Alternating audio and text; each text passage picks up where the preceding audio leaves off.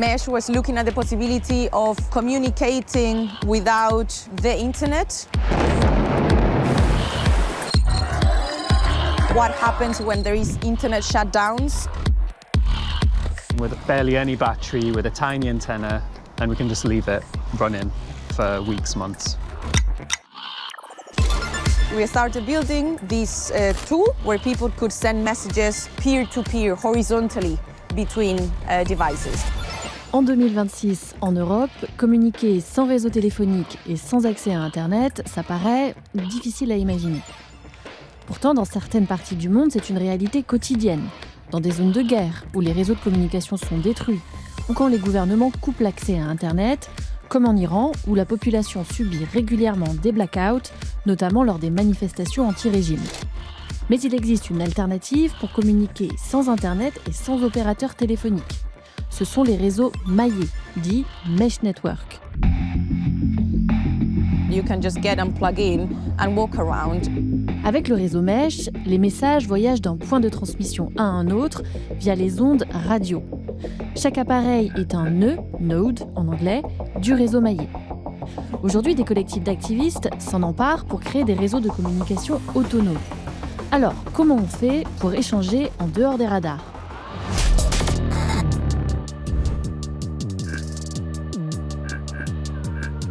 A mesh network is a way of doing that, where messages jump between people. So I might be running something with mesh, you might, and someone further away there might be as well. So all of the nodes support the communication of the other nodes. À Barcelone et à Amsterdam, le duo d'activistes Radical Data conçoit des systèmes pensés pour les populations civiles qui font face à des difficultés de communication. Après le 7 octobre 2023, à la suite des attaques du Hamas, Israël mène une guerre de représailles à Gaza et coupe régulièrement les télécommunications ainsi qu'Internet dans l'enclave. C'est à ce moment-là que Ryan et Joe commencent à s'intéresser à la technologie mesh. I think that moment in October kind of really showed and made evident how centralized are the infrastructures that we rely on for communication every day. When Israel decides to shut down the internet, antennas, it shows how fragile this infrastructure is when it's that centralized. Not just by the power of governments, but also by economic power.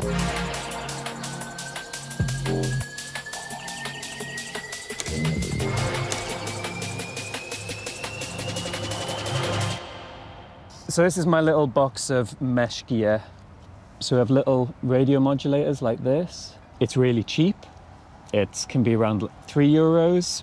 They're all over the world. So in Palestine, in Latin America, across sub-Saharan Africa, wherever you're looking, there's probably a bunch of these in electronic shops. So with this microcontroller and an antenna, we can just put in a normal USB-C cable there and connect it to a smartphone. And now we have the battery provided already through the smartphone, as well as the data transfer. So I can just use this as the interface as well. So the really nice thing about this is it solves so many of the problems that you'd want in a device for communicating, because we just already have that in our smartphone. This becomes a little extension to our smartphone. So I sometimes like to attach it here and make it really feel like a single device. Ok, pour comprendre en quoi le mesh c'est différent, c'est le moment d'expliquer les coulisses de nos communications. Parce que le trajet d'un appel ou d'un SMS, ce n'est pas ce que vous croyez. If I call you right now on WhatsApp, that we might think, okay, that goes direct from me to you. That's not how it happens. It's going to go from me to an antenna like this and go to some server somewhere in a building, probably in a different country, and then it's going to come all the way back, you know? So it's doing maybe 1,000 kilometers or something. Instead of it doing this massive round journey through Europe, if we're not going through all these cables of the internet, we need some other way to do it. Ryan et Joe utilisent Meshtastic, une app en open source développée en 2020. Meshtastic fonctionne avec le LoRa pour Long Range, un protocole découvert en 2009 qui utilise les ondes radio longue distance pour transmettre des messages, essentiellement sous forme de texte.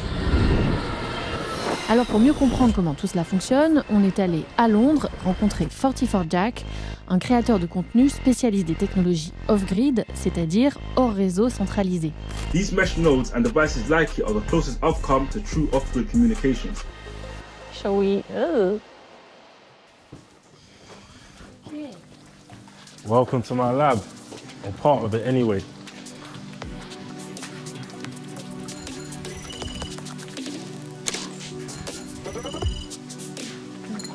Okay, now you've sent a message to me. Okay, I'm sending. Yeah, press send. Now, as you can see, one new message instantly. So what's happening is I've sent a message over LoRa using Meshtastic, and all of these nodes have received it, as you can hear. Is everybody connected to the mesh network seeing this? Yeah, that's what I was just about to get to. So this is a public message, but we can also set up private. Là, Jack nous faisait la démonstration sur un appareil qui ressemble à un BlackBerry. Mais l'application Meshtastic tourne sur tout un tas de terminaux, dont certains sont très basiques et peu chers. Ça peut aller d'une simple puce à un ordinateur. Now, Meshtastic is the actual application that's been built on top of LoRa, similar to how WhatsApp uses Wi-Fi to transmit your messages. Meshtastic uses LoRa to transmit your messages. If we can think of LoRa as the cousin of Wi-Fi. It's not the same, it's Wi-Fi's cousin.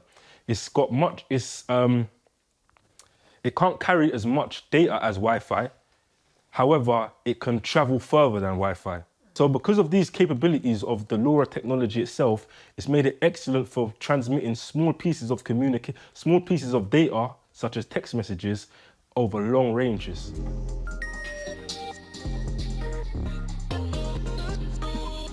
Bluetooth or Wi-Fi might be able to go 20 meters, 30 meters with normal antennas. LoRa, with just this tiny basic antenna, can go 30 kilometers, pretty much anywhere line of sight. So the world records on this are around 300 kilometers.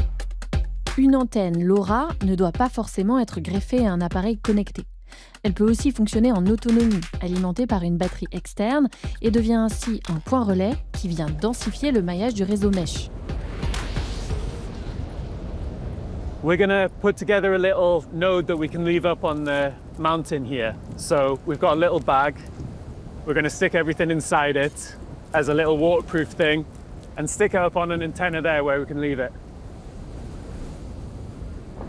The nice thing about leaving it up here is it means that anyone with a LoRa connection to here can connect, and this can be a midway point, a relay node, passing it on to the other side of the valley or something. So we're going to go over here by that antenna, and we're going to get it to connect to our antenna up here. LoRa uses very little battery, so this can last weeks, months, maybe years in certain situations.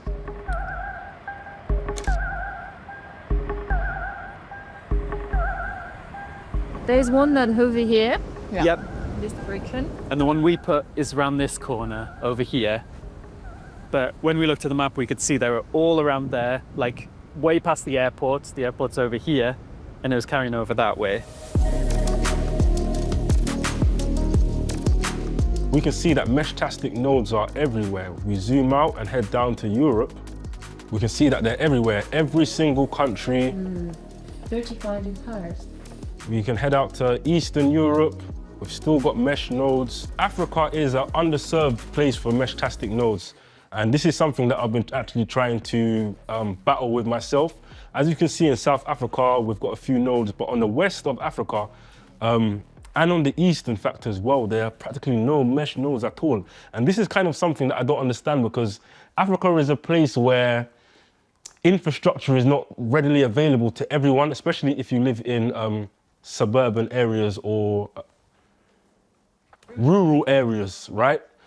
So this is a system with free communication. It just blows my mind that it hasn't touched West or east of Africa yet, because I know so many people can value from this kind of communication. And again, decentralized systems are here to save the day. They're free, the messaging is free, all you actually need is the device itself. Si les messages publics sont utiles en cas d'urgence nationale ou de catastrophe naturelle, comme en 2024 où le mesh a permis d'organiser les secours après le passage de l'ouragan Hélène dans le Tennessee aux États-Unis, ce système permet aussi de s'envoyer des messages privés. Comme Meshtastic n'est pas centralisé par une entreprise mère, contrairement à WhatsApp, Signal ou Telegram, il est plus difficile d'intercepter les communications sur ce réseau décentralisé.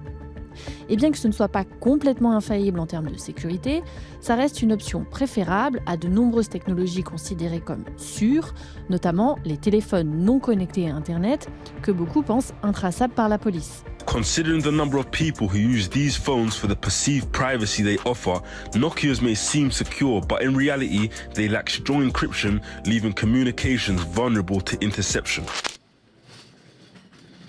These are the things on our mobile phones. These is WhatsApp tracking us, Snapchat, Google location. But what they don't understand is below that is a level of radio surveillance, which you cannot escape. So people will buy a 2G burner phone and they'll believe that they're secure because there's no apps or location tracking services on it. So the reason I do it is just to let people know that there's levels to surveillance and just to kind of get people thinking about the possibilities as well as things like encryption, that they should really understand it before putting their lives into these kind of systems.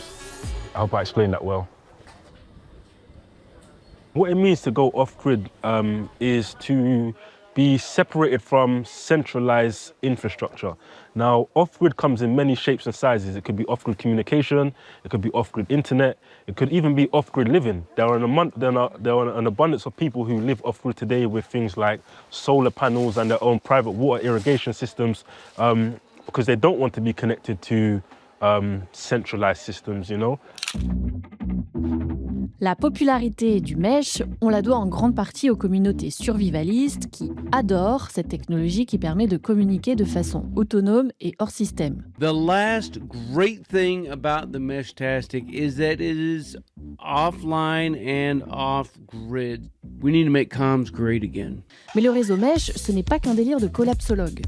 D'ailleurs, les réseaux maillés peuvent servir à autre chose qu'à envoyer des messages. Par exemple, se partager une connexion Internet dans des zones blanches, sans infrastructure numérique robuste. Comme dans cette région montagneuse très isolée, près de Bologne en Italie, où un collectif d'une 50aine d'habitants a choisi le maillage pour se distribuer équitablement l'accès à Internet. Allora, la connessione che avevamo provato via cavo, quindi con un internet service provider, il prezzo era intero, ma la connessione che arrivava era 70 megabit in download, che è molto poco. Abbiamo vissuto negli anni, a fine anni 90, con connessioni anche peggiori, però insomma.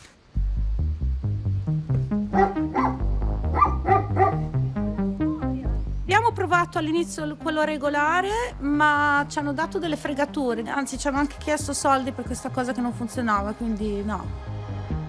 Alors, comme le service des fournisseurs privés et les infrastructures publiques étaient défaillants, ces habitants se sont organisés pour créer leur propre réseau autonome. Ce projet s'appelle Antennine, le réseau des petites antennes. Questa antenna è in comunicazione. Puoi vedere là? Ci sono su quella casa un po' arancione, vicina. C'è un'altra parabolina bianca, quindi vede quella parabolina. Sull'antenna, sulla casa in pietra a destra, c'è un'altra di quelle paraboline. Ma quello che fanno è che parlano tra di loro. Parlano, trasmettono dati, inviano e ricevono. Quindi ci permettono di inviare e ricevere dati fra di loro e di passarci la connessione internet. Ce sont donc les antennes situées sur les toits des maisons en hauteur qui captent le flux Internet et le redistribuent aux maisons plus bas dans la vallée grâce à l'application LibreMesh. C'est un peu comme un partage de connexion à plus grande échelle. Tipo di antenne comunemente più per connettere telecamere di sorveglianza, che sono a basso costo, costano 50-80 euro un dispositivo più grande e le utilizziamo per creare questa rete che è una rete wifi, quindi noi poi possiamo passarci sopra telecomunicazioni, quindi video call, video, musica, tutto quello che è nella rete internet. Le reti mesh sono più robuste perché partono proprio dalla definizione di rete a maglie di non avere dei punti indispensabili. Antenniner permet non seulement de connecter les habitants à Internet, mais aussi de réduire les coûts d'accès. Un seul abonnement suffit au lieu d'un contrat par habitant. Quand on fait partie de ce réseau collectivisé, on est d'ailleurs encouragé à ne pas utiliser les GAFAM. Et si on peut télétravailler, on évite de télécharger à gogo ou bien de binger une série. Il maggior picco dell'utilizzo è la sera, dopo alle 8 di sera, quando le persone vogliono vedere probabilmente dei film, ecco. E noi tutta questa cosa ce le regoliamo tramite assemblea, tramite voce, sapendo chi lavora di giorno la usa di giorno e poi cerca di non vedersi film la sera oppure se li scarica. E invece chi fa lavori fuori di casa e non utilizza la rete internet durante il lavoro, ma per lo più vuole avere lo streaming la sera, gli si dà precedenza, giustamente. E quindi è totalmente regolato da accordi umani. Che cosa vuole secondo te? Prova stop.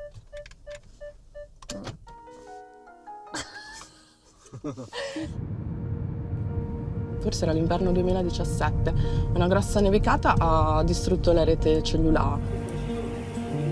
Sei senza connettività e quindi il territorio è rimasto senza possibilità di telefonare. Ed era incredibile che noi navigavamo in internet perché le antenne, essendo sui tetti delle case, le case sono state le prime a essere ripristinate.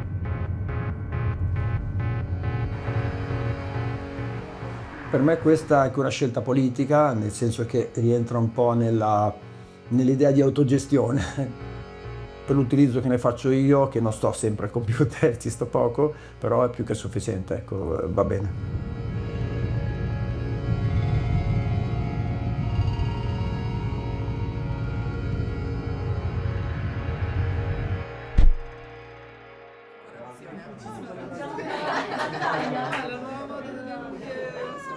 Io abito in una frazione di questo comune che si chiama Luminasi, dove però non arrivo ancora a Antennino. Vorrei chiederti se, guardando la mappa, è possibile capire se riesco a connettere il mio borgo in mezzo alle montagne con le reti. La rete è da costruire, quindi bisogna trovare le relazioni nel vicinato, che probabilmente hai già, sapere quante altre persone hanno voglia di cercare una connessione internet.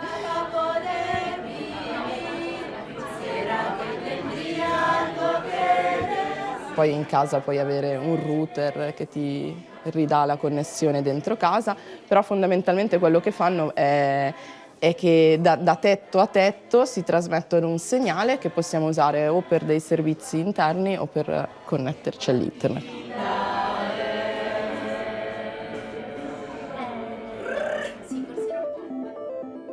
Empezamos a ver muchos intentos de autogestión en torno a estos temas, donde la gente utilizando las herramientas que tiene, pegotea y logra generar una respuesta colectiva a contextos de opresión y de control, vigilancia de comunicación. Nos empezamos a dar cuenta de que habían ejemplos, muchísimos, en contextos como Bolivia, Brasil, en lugares rurales, en lugares autogestionados, gente trabajando ya con ondas de radio, dispositivos a la mano, lugares donde o el internet no llega o también es controlado, centralizado y vigilado. El problema de la narrativa que está capturada es que no tenemos agencia como personas, como colectivas, como lugares, como historias.